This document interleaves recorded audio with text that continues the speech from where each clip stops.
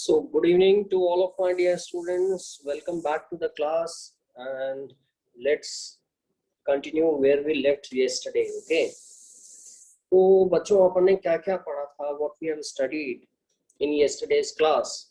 In yesterday's class, we discussed about the classification of matter. First, we started with the definition of chemistry. That what is chemistry? Okay. So it is a study of matter, and the changes when matter undergoes when it is subject to some physical or a chemical change. Okay, that is a definition of chemistry. And we started with the laws, various laws of chemical combination. How we came to laws? Actually, because whenever there is a change taking place, the matter is participating in these changes, and these changes is governed by various laws. समझ आ गया बच्चों? तो काफी सारे laws अपन ने को पढ़ने हैं कि ये लॉज गवर्न करेंगे चेंजेस इन मैटर. ठीक है, तो अपन ने कौन कौन से लॉज देखे थे? First of all we started with law of conservation of mass. ये अपन ने देखा था. This was the first law.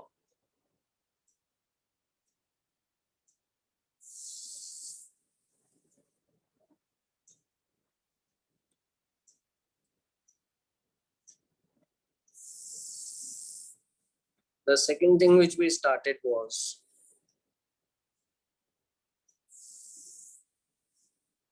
the second law which we started, law of definite proportion.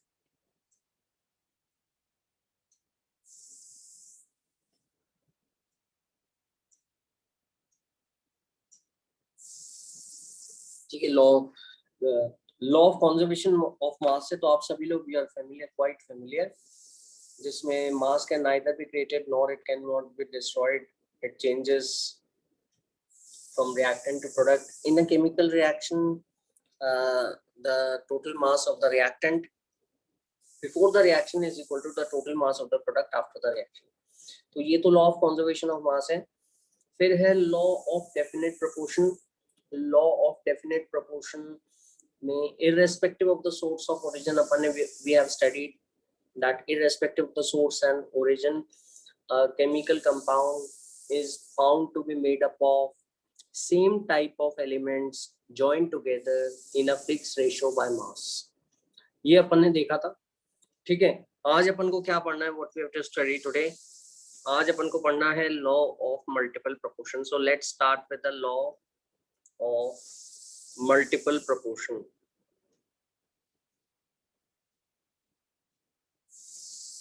So any idea what this law of multiple proportion is? Any idea? Any guesses what this law of multiple proportion? हाँ, तो law of multiple proportion क्या है? It is about, let me give you a hint because there are various types of laws. ठीक है, let me give you a hint. जब भी आपके two elements combine together to form two different compound, two element and two different compound, whenever they form, ठीक है, तो अपन को law of multiple proportion लगाना है. समझ आया? तो कैसे होगा law of multiple proportion? Let me explain it to you. ठीक है, first of all let me write the definition of law of multiple proportion. when as I told you, it is about the two elements joining together to form two different compounds. So when two elements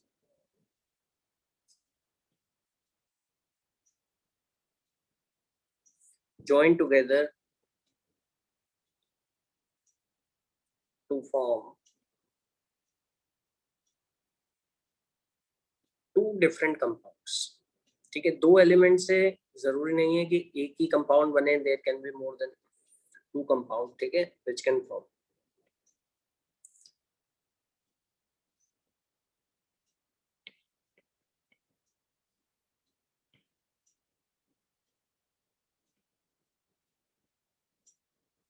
example, बहुत सारे example हैं, जैसे carbon and oxygen can combine and form carbon monoxide. They can also combine to form CO2. ठीक है. Similarly, nitrogen and oxygen can combine as NO and NO2. Hydrogen and oxygen can combine as H2O and H2O2. So when two elements join together to form two or more than two compounds,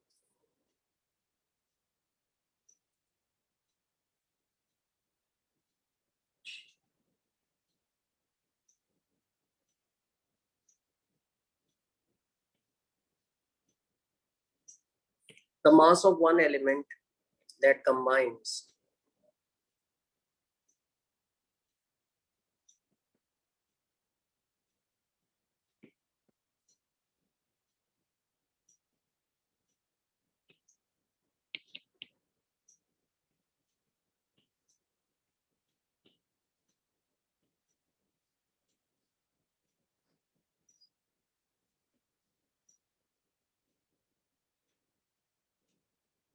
mass of one element that combine with a fixed mass of another element in two different compounds.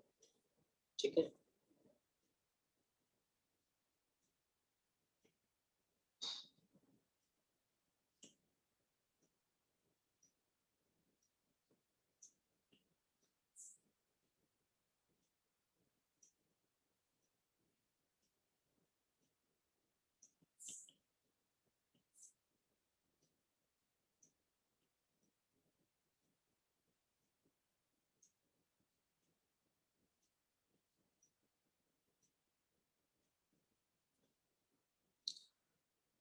हाँ, तो when two elements join together to form two different compound, example मैंने आपको दिया CO and CO2. The mass of one element that combine with a fixed mass of another element in two different compounds, ठीक है, are in the ratio of simple whole numbers. The mass of one element that combine with a fixed mass of another element in these two different compounds will be in the ratio of simple whole numbers. ठीक है, सुनने में बड़ा complicated लगता है, but my dear students, this is very easy. Let me give you one example कि कैसे करना है अपन को. ठीक है, for example कि carbon and oxygen, they can form CO and they can form CO2. समझ में आया? CO भी बना सकते हैं, CO2 भी बना सकते हैं. अब let's say take carbon as 12 grams. ठीक है, कार्बन का मास फिक्स कर देते हैं. लॉ ऑफ मल्टीपल प्रोपोर्शन मैंने बताया will be applicable when there are two elements and two or more than two compounds from those two elements only. ठीक है, तो in this case the mass of any one element that combine with a fixed mass of another element, तो carbon का मास अपन यहाँ पे 12 ले लेते हैं. ठीक है, 12 ग्राम कार्बन, तो it has combined with 16 grams of oxygen, क्योंकि ऑक्सीजन का मास 16 होता है. ठीक है, मास के बारे में we will discuss it in detail. ठीक है, इनिशियली अपन डिस्कस कर सकते हैं कि 12 ग्राम ऑफ कार्बन कंबाइन होगा 16 ग्राम ऑक्सीजन से to form CO, carbon monoxide. Similarly, if we come to CO2, the same 12 gram, which is a different compound, ठीक है, this same 12 gram will combine with 32 grams of oxygen. ठीक है, तो oxygen is combining with a fixed mass of carbon. ये तो समझ में आया बच्चों, oxygen is combining with a fixed mass of carbon in these two compounds. One is CO, another is CO2, and the fixed mass of carbon is 12 gram. So the ratio of masses of oxygen in these two compounds will be a simple whole number ratios. ठीक है, समझ आया? तो यही मैंने आपको लिखवाया.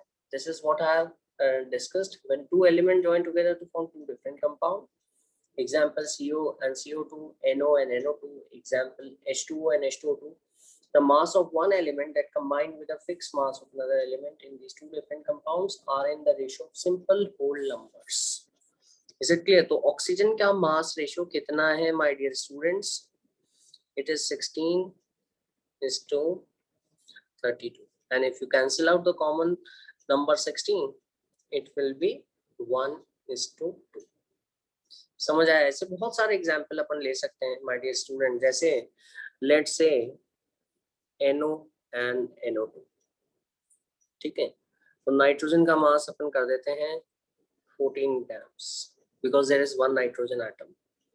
So let's say you have taken 14 grams, ठीक है। अब 14 ग्राम नाइट्रोजन अगर है तो ऑक्सीजन यहाँ पे 16 ग्राम है, यहाँ पे 32 ग्राम है। समझ आया? तो ऑक्सीजन जो कंबाइन हो रहा है फिक्स मास ऑफ नाइट्रोजन से in both of these compound, it is in the ratio of 1:2. Let's take one more example, ठीक है। Another example is of very common compound water and H2O2. देखिए आपको ध्यान रखना है, दो एलिमेंट जब भी देखें, let me give you a trick to remember because it can be quite complicated also, ठीक है। So whenever you see two elements and two different compound, or there are only two elements, okay, compound can be two or more, then think of law of multiple proportion. Then fix the mass of any one element, okay. Once you fix the mass of any one element, compare the mass ratio of another two in two different compounds. They will be in the simple whole numbers. समझ आया? तो वापस से अपन discuss करते हैं with new fresh example, H2O and H2O2. These are two different compounds, both are made up of hydrogen and oxygen. ये अपने समझ में आ जाता है ना? तो H2O, let's take 2 gram hydrogen. समझ आ रहा है? Because there are two hydrogen atoms, so for the sake of convenience, ऐसा हमेशा नहीं होगा कि this will always be 2 grams, ठीक है, it can be 4 grams also, लेकिन मैंने for the sake of convenience I have taken it as 2 gram hydrogen. और ऑक्सीजन जो है आपका, ठीक है, एक ऑक्सीजन सिंगल ऑक्सीजन एटम है, तो 16 ग्राम in water, it has 2 gram hydrogen and 16 gram oxygen, ठीक है। in hydrogen peroxide it is 2 grams hydrogen H, which is combining with 32 grams of oxygen. So you have taken a fixed mass of hydrogen, ठीक है। तो fixed mass of hydrogen है जो combine होगा oxygen से दोनों कंपाउंड में। तो ऑक्सीजन का मास जो है आपका वो किस रेशियो में आएगा दोनों कंपाउंड में? 1:2. तो I hope it is clear. समझ आ रहा है कि नहीं आ रहा? The ratio of masses, the mass of one element that combined with a fixed mass of another element in these two compound are in the ratio of simple whole numbers, ठीक है।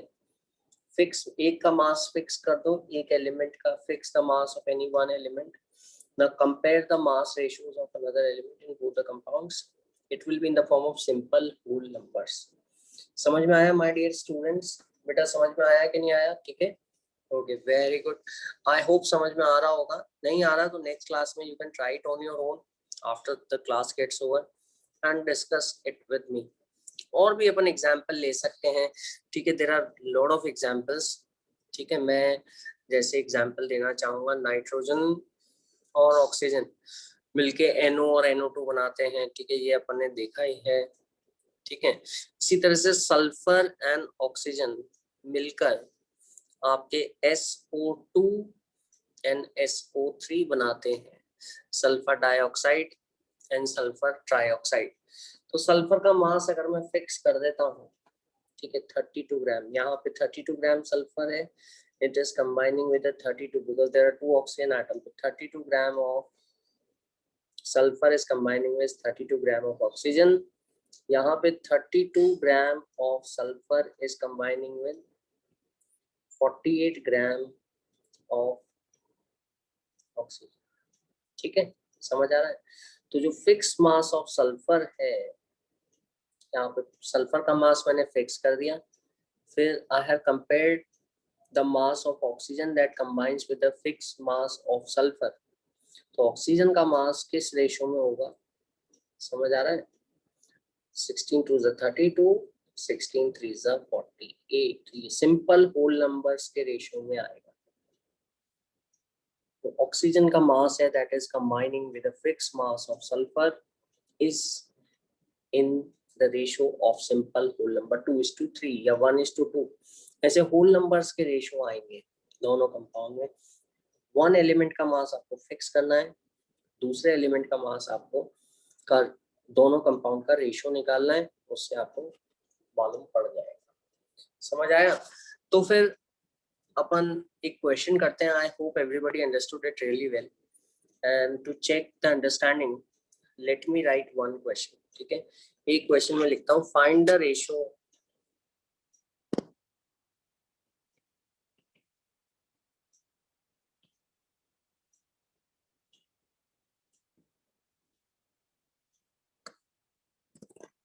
masses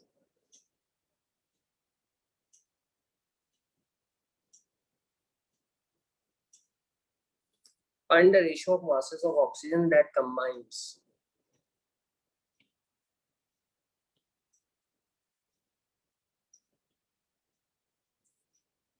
with the fixed mass of Mn.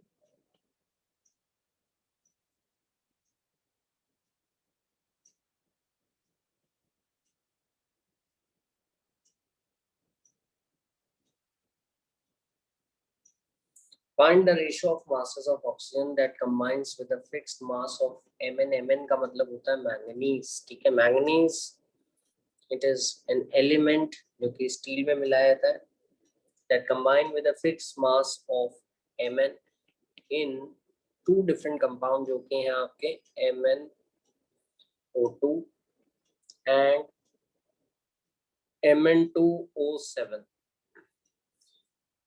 तो इसमें जो fix mass of manganese है उससे oxygen जो combine हो रहा है दोनों कंपाउंड्स में, वो किस रेशियो में हो रहा है।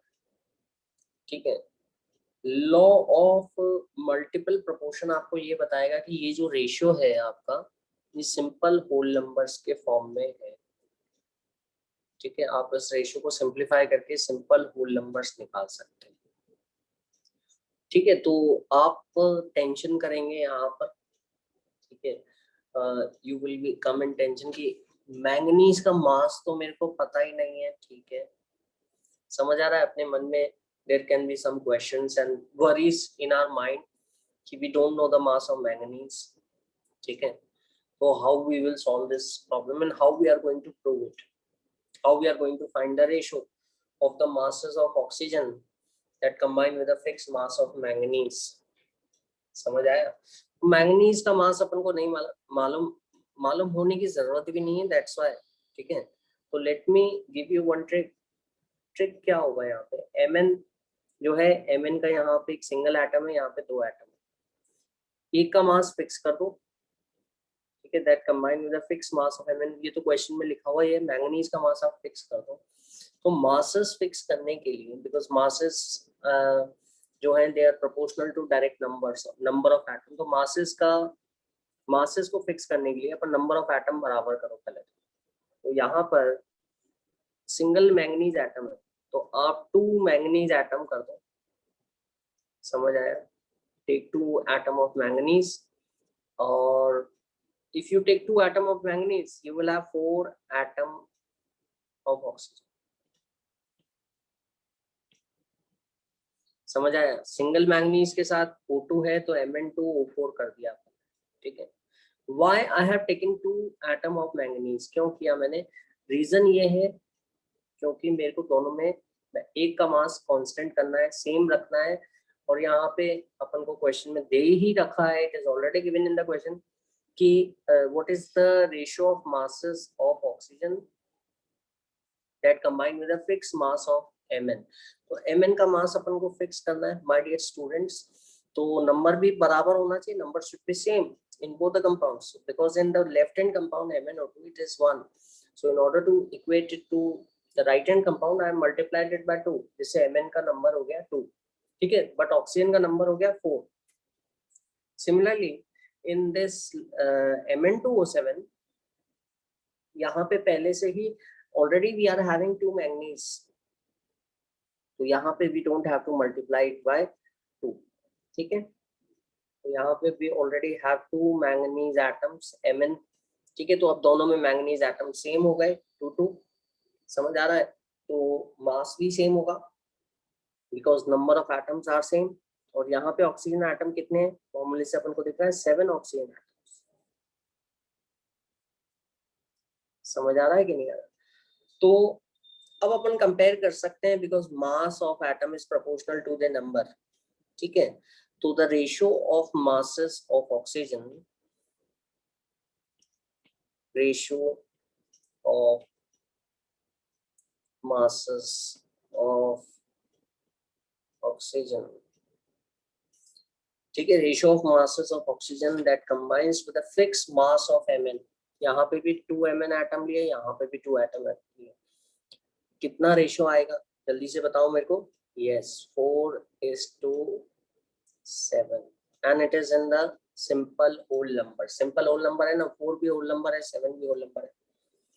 तो ratio of masses of oxygen that combine with a fixed mass of manganese in both the compound is in simple whole numbers which is 4:7। समझ आया क्या नहीं आया, ठीक है। तो ये एक प्रॉब्लम है आपका ऑब्जेक्टिव में आ सकता है, ठीक है। और दूसरा जो प्रॉब्लम है इस तरह का रहता है, तो उसमें आप बड़ा सिंपल सा लॉजिक है आपका कि आप ऐसा कीजिए कि एक का मास फिक्स कर दीजिए, ठीक है। एक का मास फिक्स कर दीजिए, ठीक है, डिवाइड करके, और दूसरे के मास का रेशियो निकालिए। समझ आ गया। तो एक का मास अगर आपने फिक्स कर दिया, दूसरे के मास का रेशियो निकाला, तो then you can have law of multiple proportion proved if the ratio of the masses of that another element comes out to be in the simple whole numbers, ठीक है। तो मैं आपको एक और क्वेश्चन करा देता हूँ, ठीक है। एक क्वेश्चन लिखिए, this is also very important. बस ये लास्ट क्वेश्चन है, फिर अपन नेक्स्ट लॉ पे चलते हैं। मीथेन और इथेन अपन सभी लोग जानते हैं, आपने पढ़ा होगा 10th क्लास में। These are the 2 hydrocarbon, these are the 2 compounds of carbon and nitrogen, methane और ethane, ठीक है। these are 2 हाइड्रोकार्बन जो अपन जानते हैं। तो मीथेन के अंदर 11.4 grams of carbon, in methane 11.4 grams of carbon combined with 3.8 grams of hydrogen, ठीक है। तो ये डेटा गिवन है, ऑलरेडी गिवन है क्वेश्चन में। सिमिलरली इथेन के अंदर 4.47 ग्राम्स, ठीक है, of carbon combines with 1.118 grams of hydrogen, ठीक है। तो ये तो क्वेश्चन में डेटा गिवन है, and you have been asked to show that the data obey law of multiple proportion.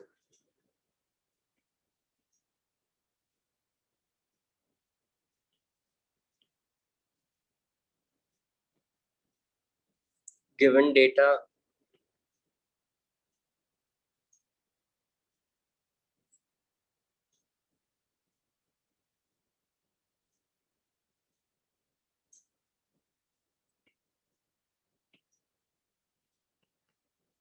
तो ये समझ में आ गया, law of multiple proportion follow कर रहे हैं कार्बन और हाइड्रोजन। तो अब इसको अपन कैसे सॉल्व करेंगे बच्चों, माय डियर स्टूडेंट। देखिए मीथेन है CH4, ठीक है, और इथेन है C2H6। चलो फॉर्मूला तो नहीं दिया हुआ यहाँ पे, we are given with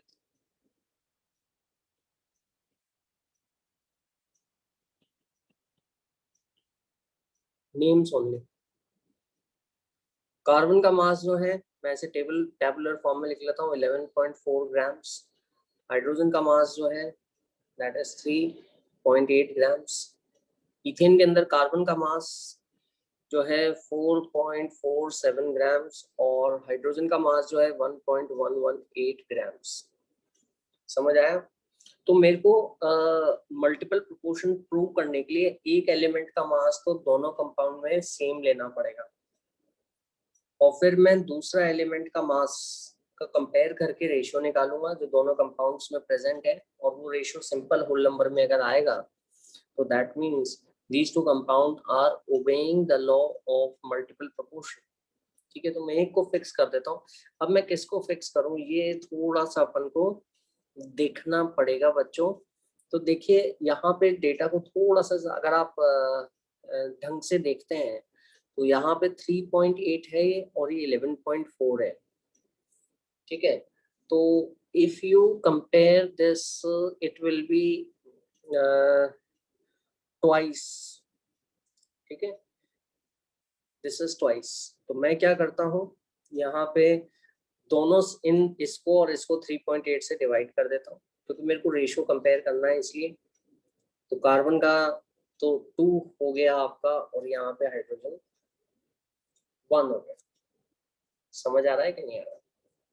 is it clear? तो सर यहाँ पे sorry 8 3 24, let me check it one again. 8 3 24 तो 9 के बाद 10 11, सॉरी इट विल बी 3। समझ आया? तो 3 टाइम्स हो रहा है। इसको कंपेयर करेंगे एक बार डिवाइड करके अपन चेक कर लेते हैं। तो इट इज 3 टाइम्स। ठीक है, that mass of carbon is 3 times the mass of hydrogen in methane, क्योंकि अपन जानते हैं क्योंकि यहाँ पे 4 है और यहाँ पे 12 है तो 4 3 12। ठीक है, इसी तरह से यहाँ पे जब इस डेटा को कंपेयर करोगे आप, ठीक है, और फॉर्मूले से भी you can get the hint very easily. फॉर्मूले से you can get the hint कि यहाँ पे 6 हाइड्रोजन है and in carbon you have 24, it is 4 times. ठीक है, अगर यहाँ पे 4 से मल्टीप्लाई करके देखो आप, 8 4 32, 2 3 4 and 3 7 4 and 4.472 आ रहा है ना, तो ये करीब करीब approximately it is coming out to be 4 times. तो यहाँ पे मैं क्या करता हूँ दोनों साइड्स को 1.118 से डिवाइड कर देता हूँ। इसको 1.118 से डिवाइड किया तो इट विल बिकम 1। ठीक है, और इसको 1.118 से डिवाइड किया तो इट विल बिकम 4। ठीक है, तो मैंने ऐसा क्यों किया? My intention was to make the mass of hydrogen same in both the compounds, क्योंकि law of multiple proportion prove करने के लिए I have to fix the mass of any one element and I have chosen that element as hydrogen. तो hydrogen मैंने यहाँ पे दोनों को 3.8 से डिवाइड किया फर्स्ट में मीथेन में, तो हाइड्रोजन का मास 1 हो गया, कार्बन का 3 टाइम्स हो गया। सिमिलरली मीथेन मैंने दोनों के मास को हाइड्रोजन के मास से डिवाइड किया तो हाइड्रोजन का मास 1 हो गया। रेशियो निकालना है तो मास से डिवाइड कर दिया।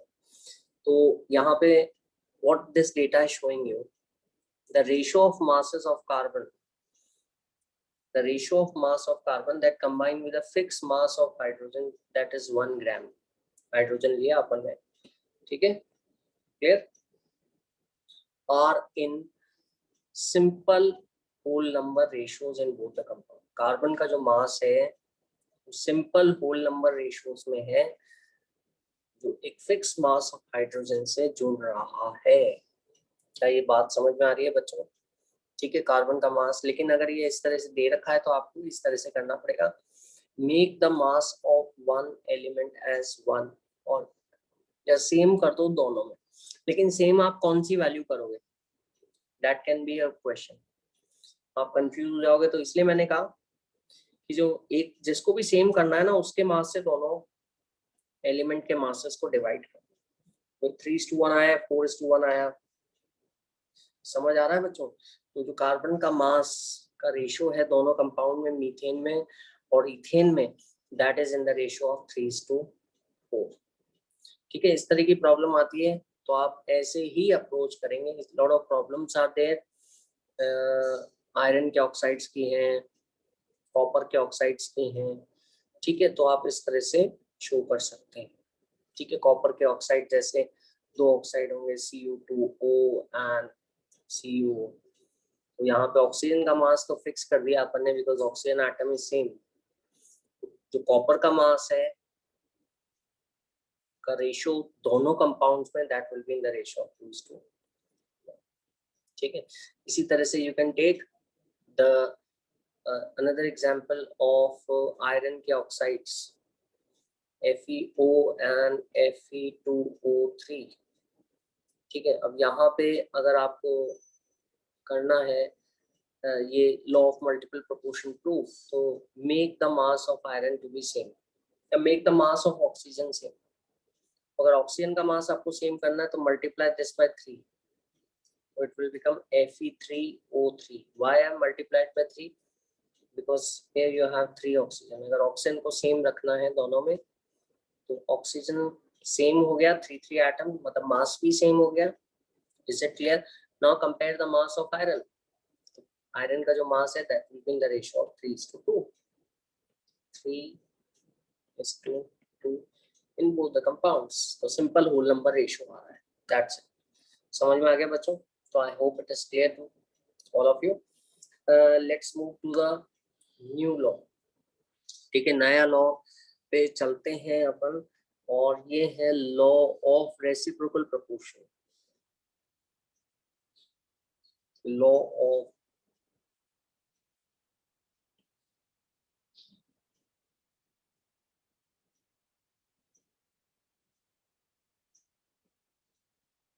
Reciprocal proportion. ठीक है, अब ये इतने सारे लॉज हैं, कैसे याद रखेंगे अपन, क्या होगा? देखो, एक सिंपल सा लॉजिक है। Law of conservation of mass तो आपको पता ही है, you have studied in it in 9th class. ठीक है, इट इज वेरी इजी। ठीक है, mass before the reaction is equal to total mass after the reaction. ठीक है, सिमिलरली आपको लॉ ऑफ डेफिनेट प्रोपोर्शन भी पता है। लॉ ऑफ डेफिनेट प्रोपोर्शन में there is only one element, दो एलिमेंट नहीं होंगे, एक ही एलिमेंट, सॉरी एक ही कंपाउंड होगा। There is only one compound. One compound में जो दो एलिमेंट के रेशियो होंगे वो आपके सिंपल होल नंबर में होंगे, एक ही कंपाउंड है। समझ आया? लॉ ऑफ डेफिनेट प्रोपोर्शन में there is only one compound, two elements, the ratio of masses of these two elements will be in simple whole numbers. Law of multiple proportion में there are two compounds, two or more than two compounds। ठीक है, अब इसमें जो है एक element का mass fix कर दो, दूसरे बाकी के एलिमेंट्स का जो मास होगा, जो उस फिक्स मास ऑफ एलिमेंट से कंबाइन होगा, that will be in the simple whole number. ठीक है, फिर आता है लॉ ऑफ रेसिप्रोकल प्रोपोर्शन। तो लॉ ऑफ रेसिप्रोकल प्रोपोर्शन में there will be 3 compounds। समझ आया? I will repeat once again। Law of conservation of mass तो ठीक है, केमिकल रिएक्शन में जो मास पहले होगा वो बाद में होगा। ठीक है, लॉ ऑफ डेफिनेट प्रोपोर्शन में सिंगल कंपाउंड है, केवल एक ही कंपाउंड है, and it is the ratio of the masses of element is same. ठीक है, लॉ ऑफ मल्टीपल प्रोपोर्शन में दो कंपाउंड है, टू कंपाउंड्स आते हैं। लॉ ऑफ रेसिप्रोकल प्रोपोर्शन में 3 कंपाउंड्स आते हैं, 3 कंपाउंड है। समझ आ रहा है?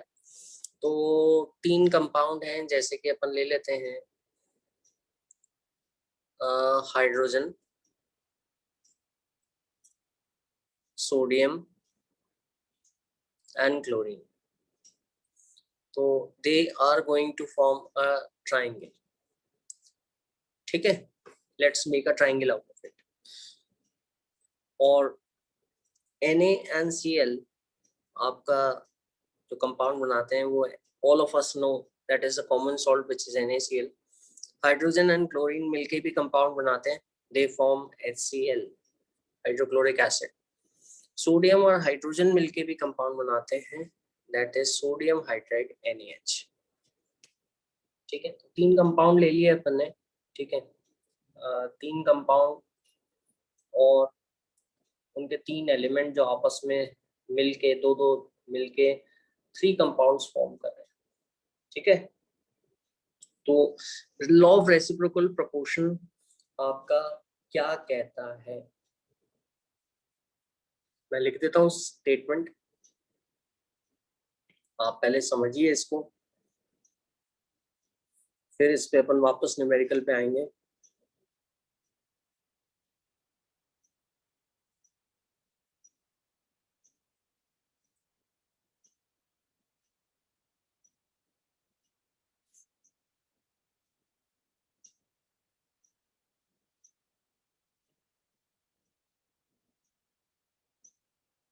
when two elements, उनको बोल दो A और B, ठीक है, let's call them as A and B, वो हाइड्रोजन और सोडियम भी हो सकते हैं, हाइड्रोजन और क्लोरीन भी हो सकते हैं।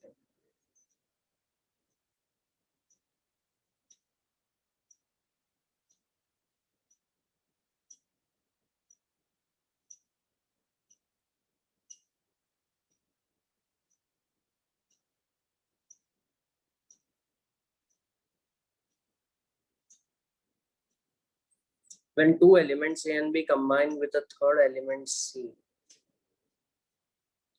जैसे सोडियम और हाइड्रोजन कंबाइन कर रहे हैं क्लोरीन से, C is chlorine, let's say, इसको मैंने A कह दिया, इसको मैंने B कह दिया, और इसको मैंने C कह दिया। When two elements A and B combine with the third element C,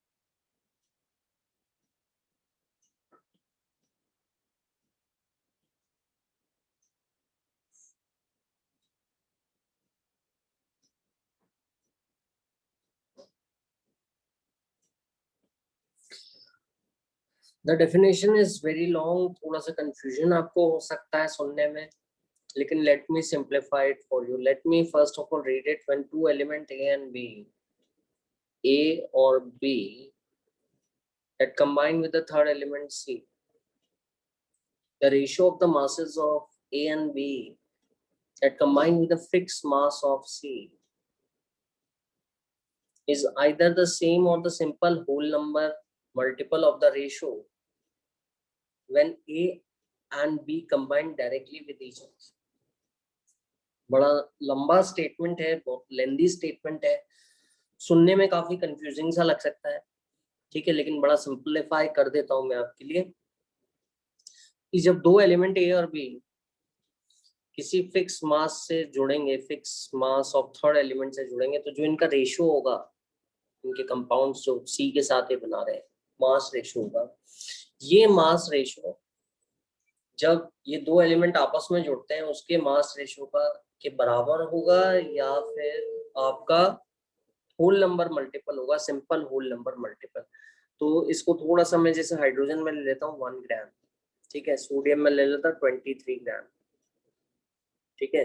तो ए और बी का मास रेशियो जब वो क्लोरीन से जुड़ते हैं, फिक्स मास ऑफ क्लोरीन 35.5 ग्राम से जुड़ते हैं, 35 क्लोरीन का मास है इसलिए मैं ये ले रहा हूँ, ठीक है, आपको ये लगेगा कि कैसे ले रहा हूँ।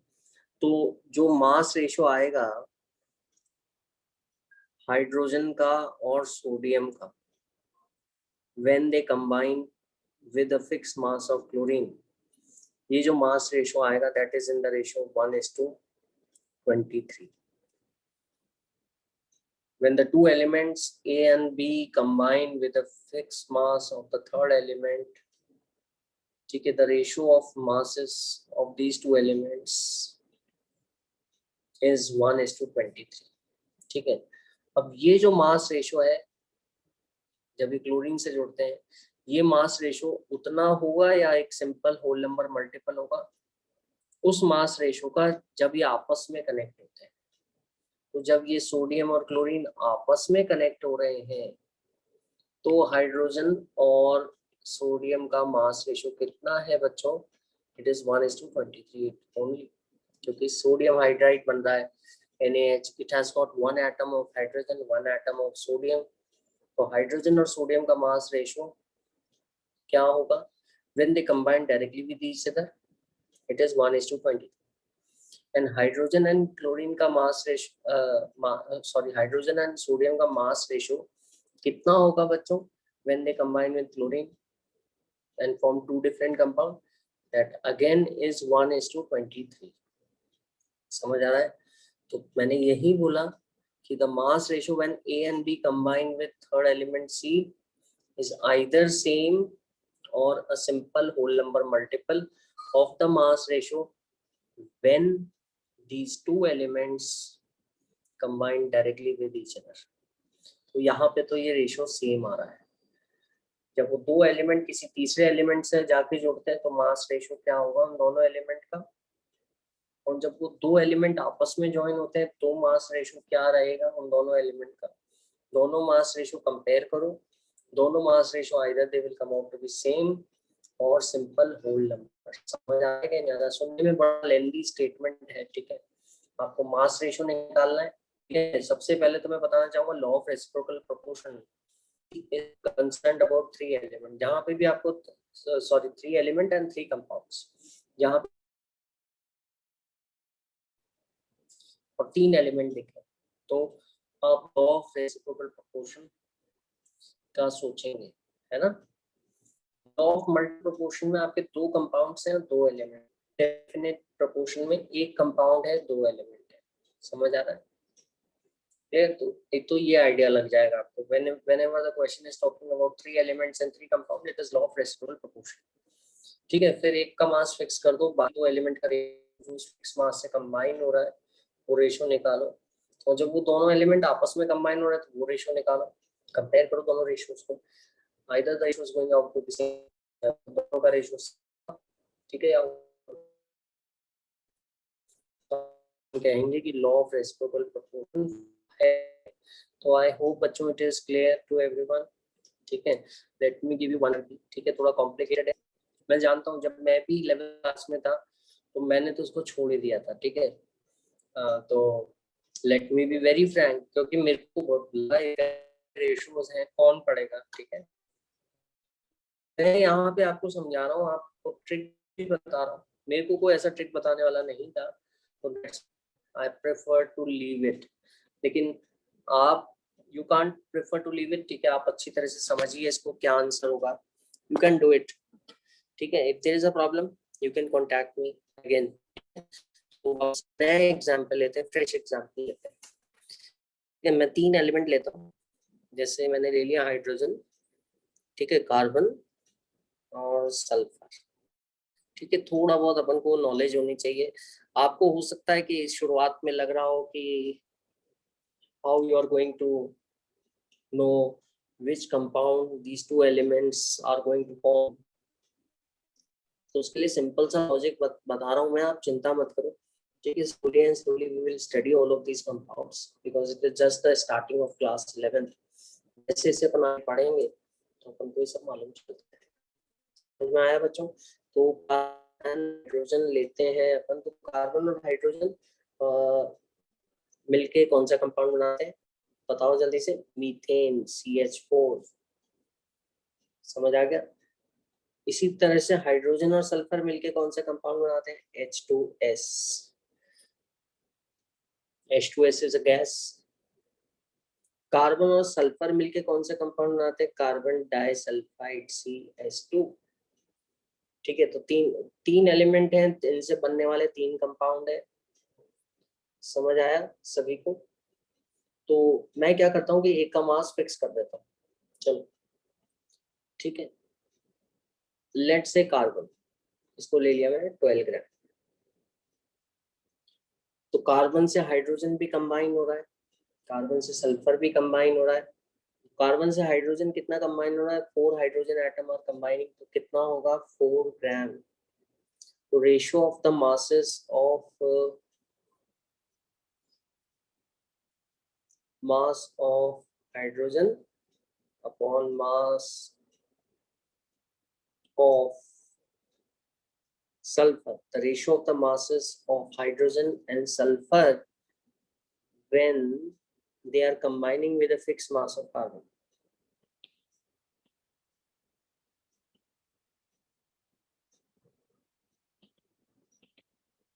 When they are combining with the fixed mass of carbon.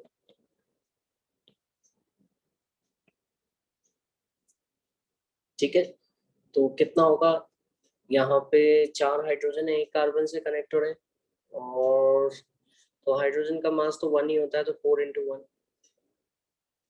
ठीक है, और यहाँ पे सल्फर कितने कंबाइन हो रहे हैं, एक 1 सिंगल कार्बन एटम से 2 सल्फर एटम्स आर कंबाइनिंग, तो सल्फर का मास कितना होता है 32 into 2. ठीक है, तो रेशियो ऑफ मासेस कितना आया, ये कैंसिल आउट हो गया, सिंपल होल नंबर रेशियोज निकालना है, 4 8 32, तो ये आया 1:16.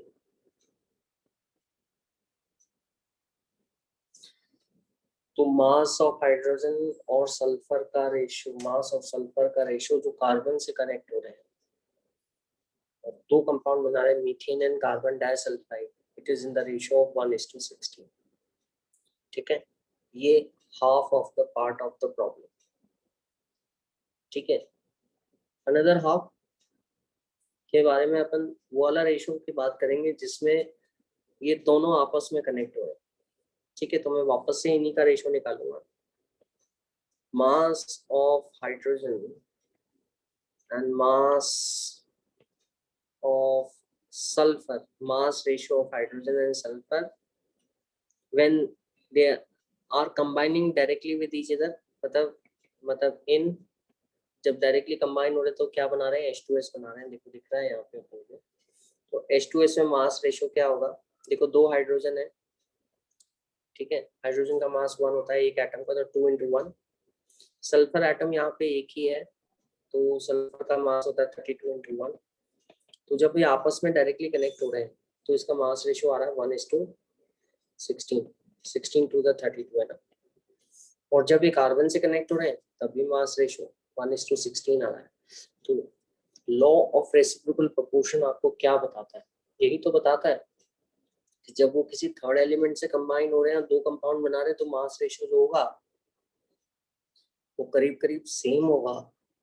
किस मास रेशियो में, या होल नंबर मल्टीपल होगा किस का, जब वो दोनों एलिमेंट्स आपस में जुड़ते हैं उस रेशियो का होल नंबर मल्टीपल आएगा, या इधर या सेम आएगा. जैसे यहाँ तो मास रेशियो आपका सेम आ रहा है 1:16, 1:16. तो I hope it is clear to all of you. समझ में आ गया बच्चों, law of reciprocal proportion mystery होता है. ठीक है, मिस्ट्री, लेकिन but it is not a mystery, just you have to work out. समझ आ रहा है. इसी तरह से मैं आपको एक क्वेश्चन दे देता हूँ, you can try it on your own. ठीक है, नाइट्रोजन हो गया आपका.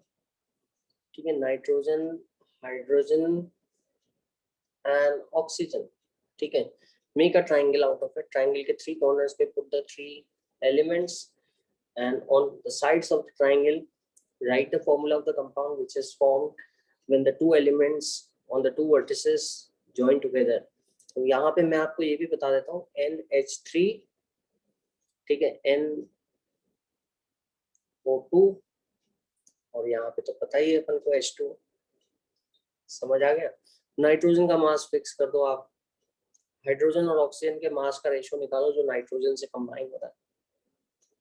ठीक है, और हाइड्रोजन और ऑक्सीजन का मास रेशियो निकालो जब वो खुद कंबाइन. दोनों मास रेशियो को कंपेयर करो, या तो दोनों mass ratio either they will be same और सिंपल होल नंबर मल्टीपल्स. समझ आ गया. तो I hope it is clear. फिर एक और आपका लॉ है जो खैर अपन गैसियस स्टेट में पढ़ते हैं. ठीक है, इतना ज्यादा आपका डिटेल का तो नहीं है. That is called Gay-Lussac's law of combining volume.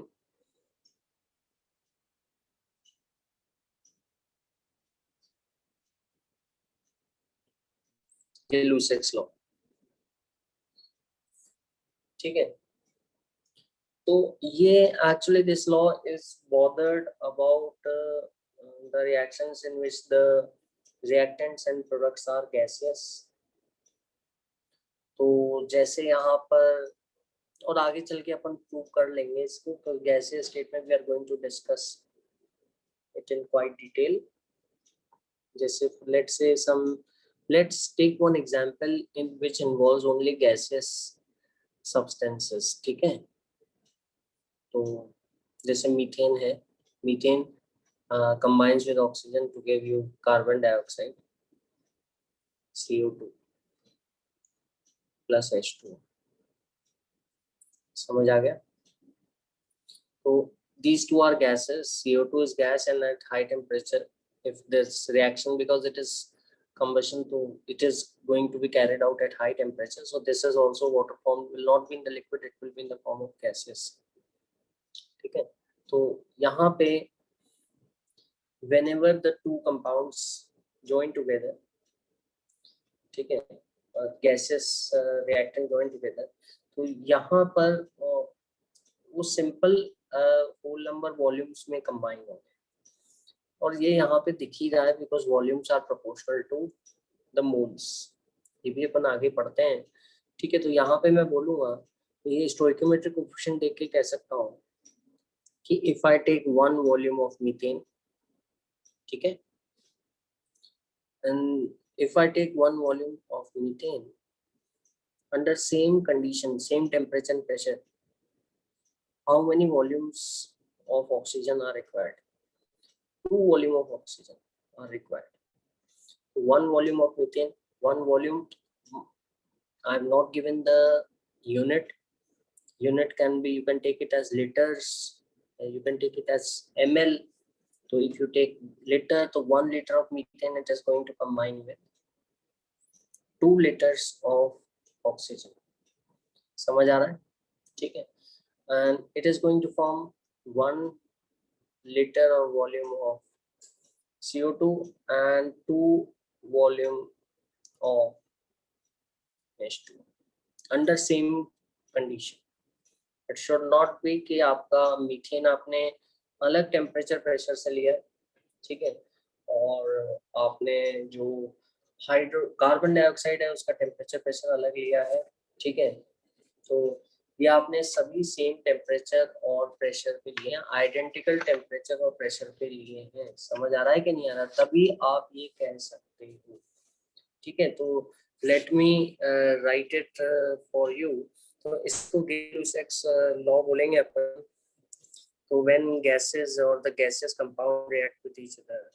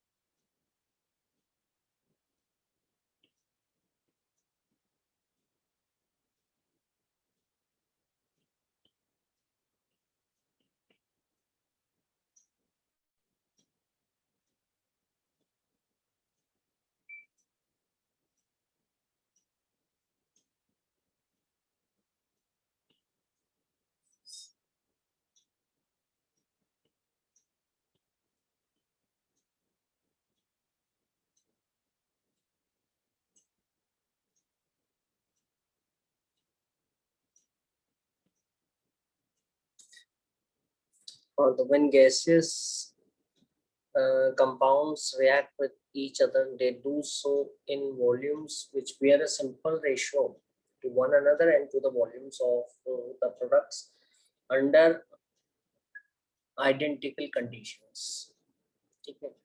तो एक वॉल्यूम अगर आपका आपको balancing you have studied in class 10th, I know that, है ना। तो बैलेंस कर लो, और स्टोइकियोमेट्रिक कोफिशिएंट्स जो हैं उसको they are proportional to volumes for gases only. Liquid का मत करना, इसको सिर्फ गैसेस के लिए ही ये बात एप्लीकेबल है।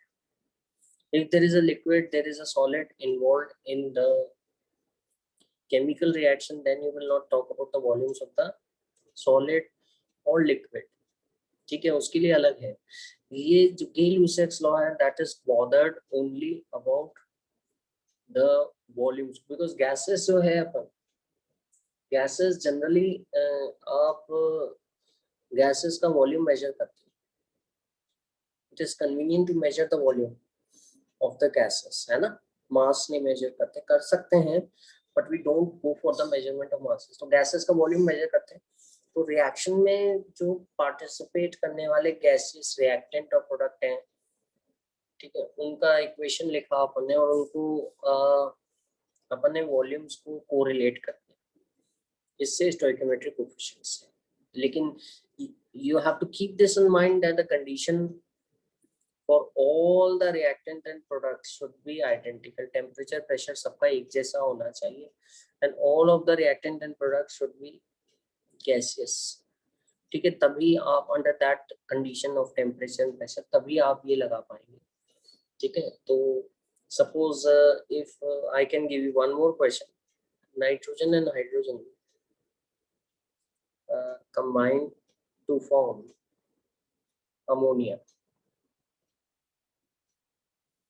ठीक है, तो यहाँ पे अपन क्या क्या क्या कह सकते हैं, व्हाट वी कैन से, यहाँ पे अपन कह सकते हैं कि आपका one volume nitrogen into gas का one volume will combine with the 3 volumes of hydrogen, and it is going to form 2 volumes of NH3.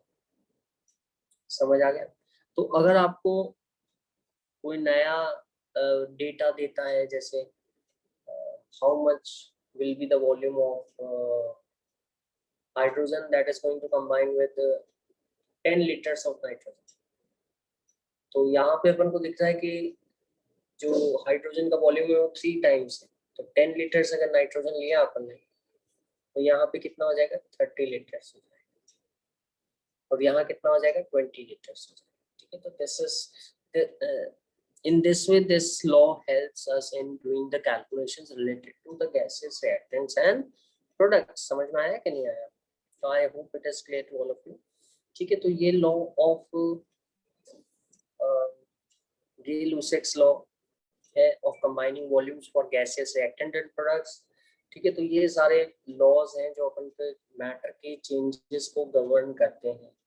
अब इन लॉज से अपन को क्या मालूम पड़ता है, इन लॉज को देख के ही डाल्टन्स एटॉमिक थ्योरी निकाली गई।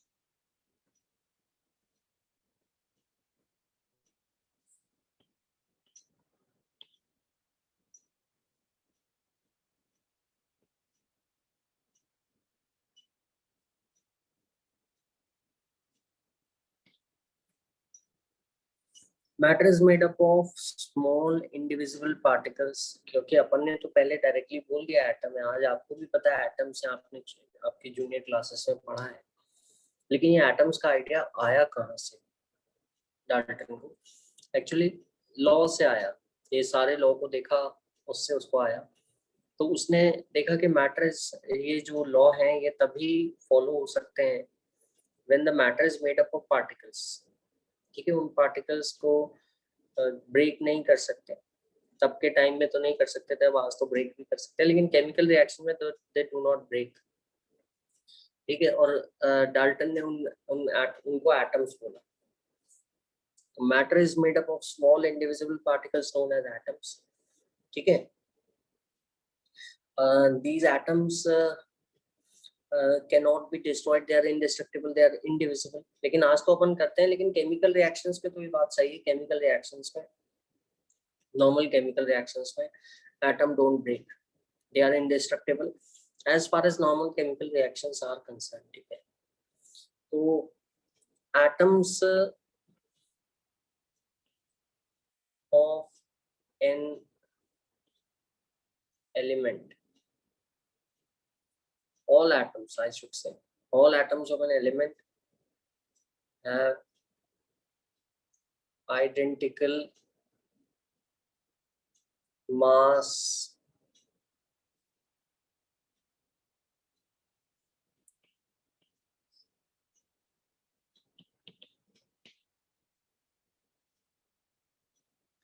एक ही एलिमेंट के all atoms are identical,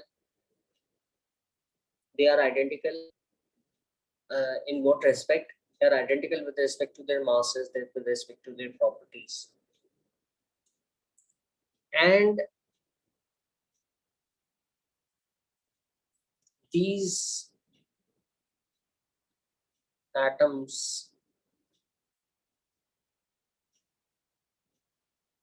are different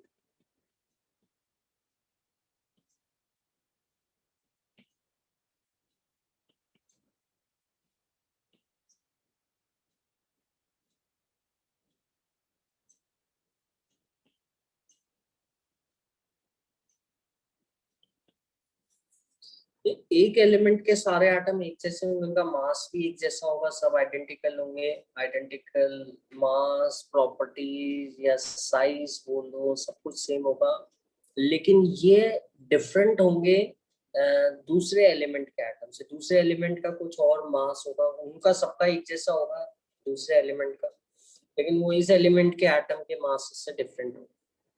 समझ आया? तो all atoms of an element have identical mass, size and properties, and these atoms are different from the atoms of another element which may have some different values of the masses, size and their properties। ठीक है, और जो अपने दो laws पढ़े, law of conservation of mass and law of multiple proportion, ठीक है, वो अब नेक्स्ट पॉइंट पे बेस्ड है। ठीक है, क्योंकि during the chemical reaction atoms can not be destroyed.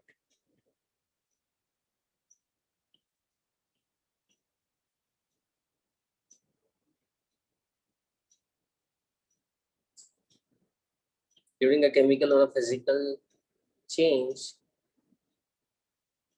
atoms cannot be destroyed।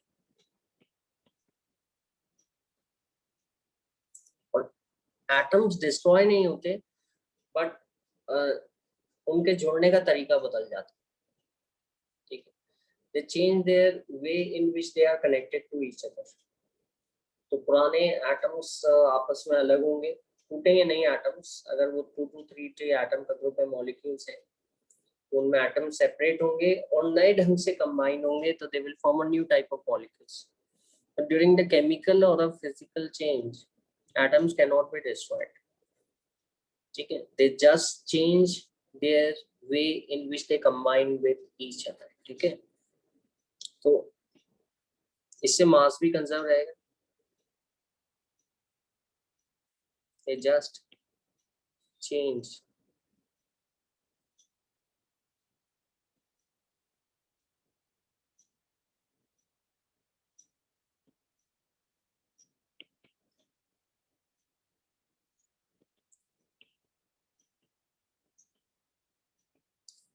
their way in which they join together।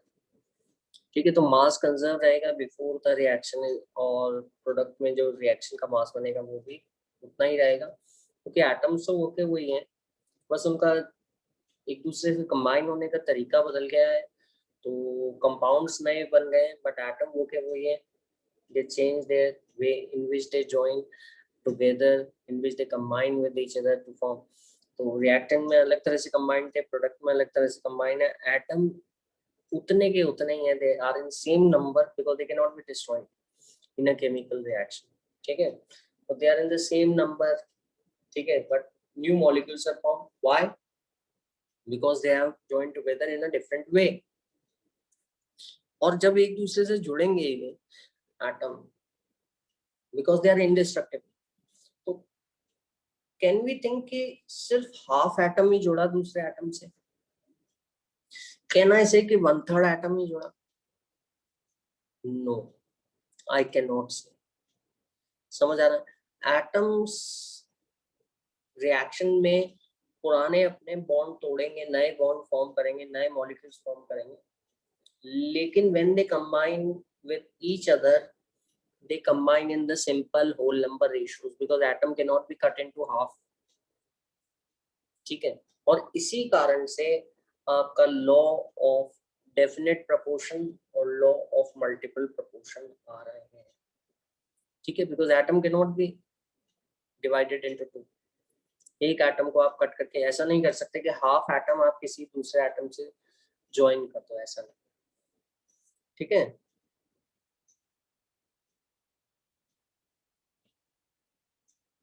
तो मैं लिख रहा हूँ यहाँ पे when atoms join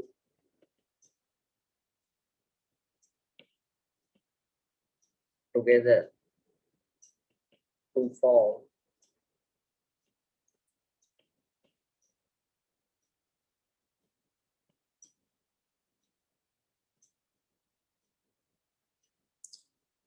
two or more number of compounds,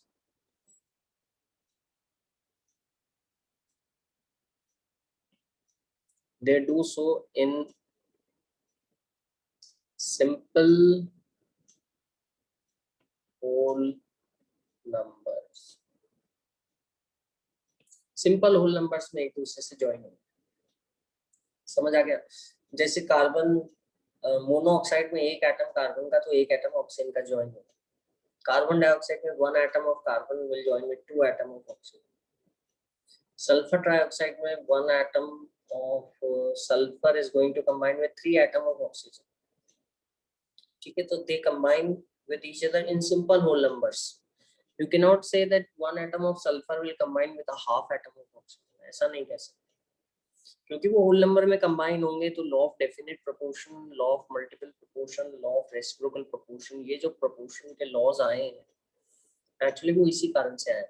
actually we are saying it other way around. Actually पहले laws आए, laws से फिर डाल्टन ने सोचा कि हाँ ऐसा कुछ पार्टिकल्स होंगे जो डिवाइड नहीं हो पाते होंगे, तो matter is made up of small particles. उन लॉज को देख के सोचा कि इस तरह से पार्टिकल्स, इंडिविजिबल पार्टिकल से मैटर बना होगा, और उससे उसने ये डाल्टन एटॉमिक थ्योरी निकाली। तो पहले लॉज आए, है ना, और लॉज को स्टडी करके कंक्लूजन निकाला कि ऐसा तभी पॉसिबल है जब मैटर स्मॉल स्मॉल पार्टिकल से बना, और वो small small particles whole number में एक दूसरे से कंबाइन होते हैं, है ना। तो ये आपके जो डाल्टन एटॉमिक थ्योरी है उसी का सारी लॉस का आउटकम। तो guys, I think that I hope that you understood well. So let me say goodbye. Let me in today's class. Okay, bye bye. Take care and see you in the next class. Okay, guys. Bye bye, everyone.